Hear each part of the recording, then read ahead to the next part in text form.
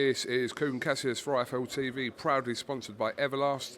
We're in the Matchroom bubble here in Manchester for Chisora Parker. A late addition to the bubble and also tomorrow night's fight card, Mr. Johnny Fisher. How are you, mate? I'm good, mate. I'm really excited to be on this card. It's a dream come true to be on a pay-per-view card in your second fight, so I'm looking forward to it. So, talk to me about why it was such a late addition to it. How did the process come around? I'm assuming your manager, Sam Jones, is obviously involved. But just talk to me about how this come about. Yeah, so Sam's worked his magic, but I was meant to fight on the 15th. I think that was the date we was working towards. But a few days ago, Sam said, look, just keep your eye on the first. We try and get you on that card as well. And it's come about through the magic of Sam Jones. So you had an inkling that you were either going to fight on the 15th, but it could have been obviously a couple of weeks earlier on the 1st. So obviously you were in camp and obviously just, you know, it's literally 14 days in between. Well, I'll train anyway, even when I'm out of camp or didn't have a fight coming up. After a fight, I'll have a week off, but then I like training anyway, so I'll be straight back into it. But I've been training solid for about 5-6 weeks, so I feel good and I'm ready to try and put on a show on tomorrow night. And whether it's a knockout, whether it's a 4-round victory, whatever looks good, and I aim to do the best that I can. I'm assuming kind of after your debut win, you know, you was impressive, but the kind of next few fights you'll have, it's going to be quite difficult, I'm assuming, to match you, because you don't obviously want to take on someone that you're going to dispose of quickly, but also at the same time you're still learning and you don't want to take on someone you're not ready for. Yeah, so in the sense that Phil Williams, yes, he's a journeyman and he's my next opponent. He's had 23 losses, but he's only been stopped in 5 of them. So that's sort of going to be. I know in the back of people's minds, people are going to be saying, "Oh, can Johnny stop him if he's this durable?" Listen, he's a durable guy, and he's tough. You don't be a journeyman in the heavyweight division unless you're a tough guy. And I proved in the first fight that I've got that power to get someone out of there. And if it doesn't come this time, I'm not actually that bothered because I want to put on a good performance and I'm going to enjoy it. I spoke to Sam 10 minutes ago. He said, don't let anything worry you, just enjoy it, because how many kids this early in their career get to fight on a pay-per-view card? Not many. That's very true, that's very true. Have you had a chance to speak to Mr. Eddie Hearn today since you've been here? Just saw him briefly, give him a little fist bump on the stage for the weigh-in, but other than that, I haven't really spoke to him. Probably a busy man. Yeah, there's a lot going on here actually today. Obviously had a little bit of drama at the Roy Jones just walking past casually. Yeah, I can't believe it. I got a picture of him earlier. Made my day. Wonderful, yeah. Roy's been around all week, and yeah, he's obviously everyone's somewhere in the top 3 fighters. He's probably definitely one of them. Yeah, it's made my day. He's a legend of the sport, and to get a picture with him, that will stay with me forever. So he's a very polite man, and I thank him for that.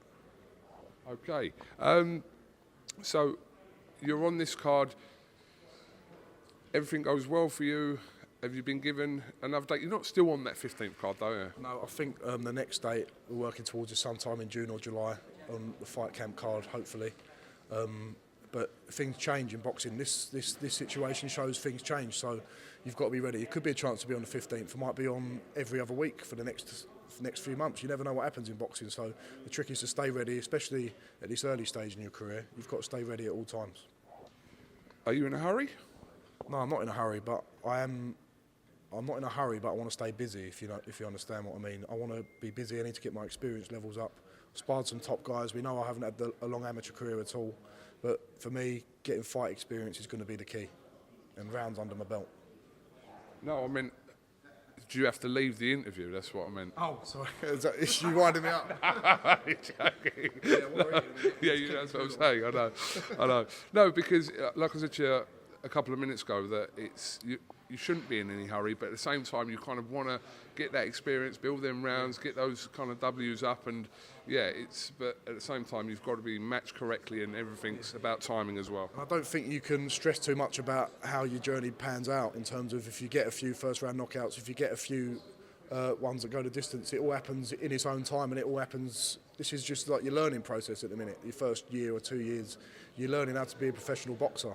And for me, it's going to take some time. It's going to take some time to gel into that style. And then after that initial period, then you'll be ready to go on to take some tougher tests. What did you take, apart from the actual win, what did you take from your debut? What did you kind of, when you watched it back and kind of dissected your performance, what did you take from it, whether it's negative or positive? Yeah, I spoke to Steve, my assistant coach, who got my main coach for this fight. he said, listen, you got rid of Matt Gordon quite easily, but be under no illusion, that wasn't no give me fight in terms of he's fought some other top prospects, David Adelaide, another Mitchell Barton, who was a Commonwealth athlete, a Commonwealth Games athlete. Took him the distance, took him 2-3 rounds to get him out of there. You've done him in one round, but so don't come away from that thinking it's an easy job. People see the knockout and think, oh, he's had an easy touch. It wasn't an easy touch. He was a southpaw in your debut, so be happy with your performance.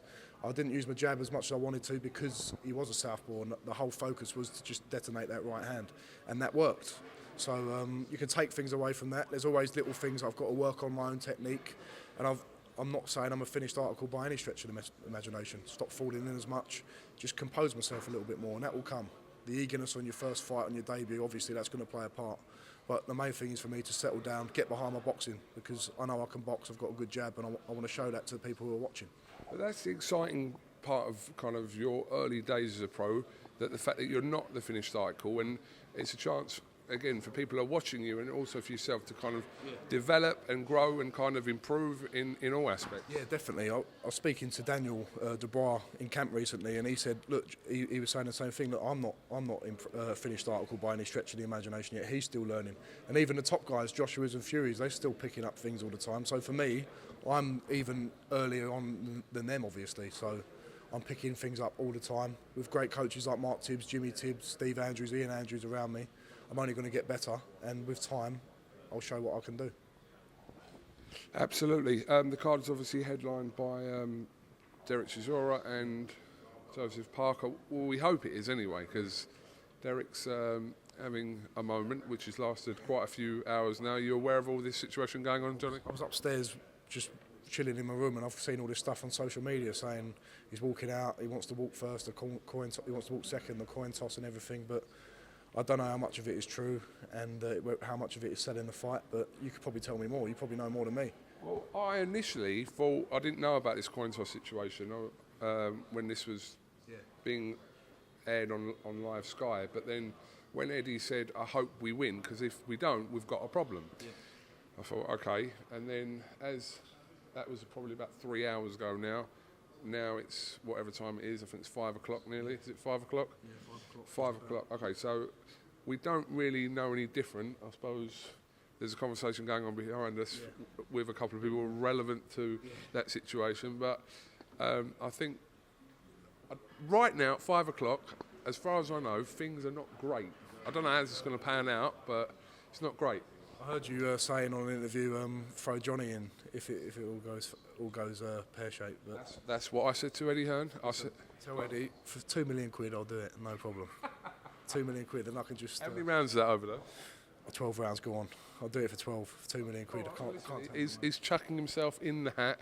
I'll ask David A in a minute. No, listen, Derek Chisora's. He'll come out. He's a fighting man, and he knows deep down that he's here to do a job. And it's a bit of mind games, I think, in my head. So we'll see how it all pans out. But I think the fight's going to be a great one, and it's going to be exciting to watch.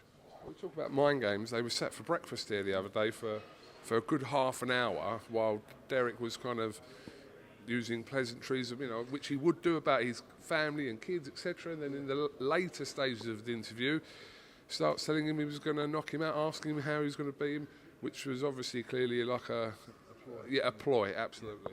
Yeah, it's all mind games in here. This is the one thing about the bubble which is quite exciting. It intensifies all them rivalries and the amount of interaction people can have. And you're walking around, your opponents are walking around with you, so you can't just ignore them like you would a normal fight or give them the cold shoulder.